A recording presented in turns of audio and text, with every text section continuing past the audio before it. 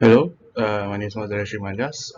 We're talking about the lab report for experiment 5, Air Lift Bioreactor for IBG 213. For the materials and methods used is materials Luria broth or LB, microorganism lipase producing recombinant E. coli. For the methods, first have to prepare the inoculum, which is 10%, by incubating it at 37 degrees Celsius for 24 hours at 250 rpm. For the luria broth preparation, we have to autoclave it for 15 minutes at 121 degrees Celsius also. Uh, Next is for the bioreactor setup, which we will have to we have to autoclave it to make it sterile at 121 degrees Celsius for 15 minutes.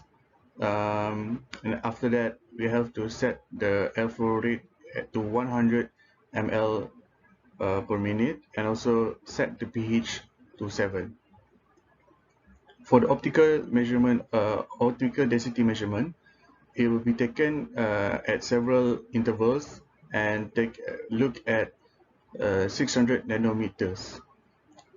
Now we have to repeat the experiment at different flow rate, which is 250 rpm, 500 rpm, and 1000 rpm. After that, we will get the glucose standard curve via the DNS method, and also we'll be doing the estimating reducing sugar also via DNS method, and finally we will check the lipase activity assay. Now there are a few precautions that need to be taken. First is the personal protective equipment should be worn at all times during the experiment. Never tighten the vessel clamping screws, as these can potentially lead to stress cracks during the autoclaving. Aseptic techniques must be applied at all stages of the experiment to avoid any contamination, such as during broth preparation, inoculum, and even during sampling. Finally, the electrical cords should be well managed to avoid any contacts with any spillage, liquids, to avoid any electrical hazard. Now for the result, as you can see, for the airflow rate, we have 100 ml per minute, 250, 500, and 1000. For the maximum growth rate, we use the equation of ln OD2 minus OD1 over T2 minus T1. And as you can see, the highest growth rate is during 250 ml per minute, which is 1.1763. Now for the doubling time, how we calculate it is by using the formula of ln 2 over mu, which we can get from the maximum growth rate.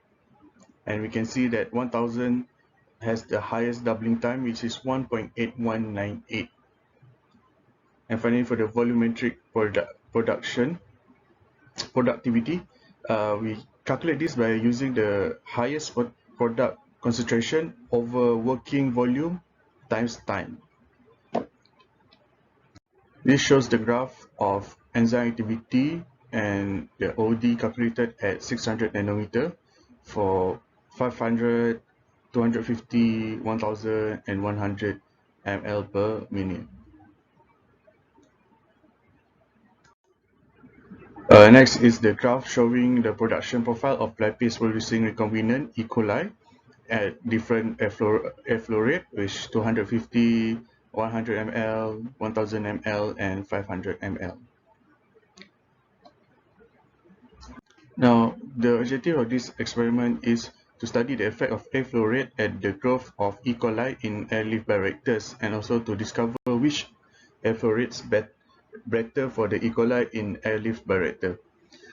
Different airflow rates, such as in the experiment 100 ml per minute, 250 ml per minute, 500 ml per minute, and also 1000 ml per minute, can eventually affect the growth rate of the E. coli. And it was determined that 250 ml per minute as the highest maximum growth rate at 1.17363. Now, with the increase of airflow rate, the enzyme activity, the doubling activity time, and volumetric production rate may also increase in response to that airflow rate increase. But too much increase in airflow rate may result in getting lower volumetric production rate and also growth rate because of the shear stress of the airflow rate. Breathing too vigorously can affect the airflow rate. And there are also other factors that is able to affect the reaction rates, which were dry weight of the biomass, enzyme activity, and even the maximum growth rate, which can affect the reaction rate. That is all for me. Thank you.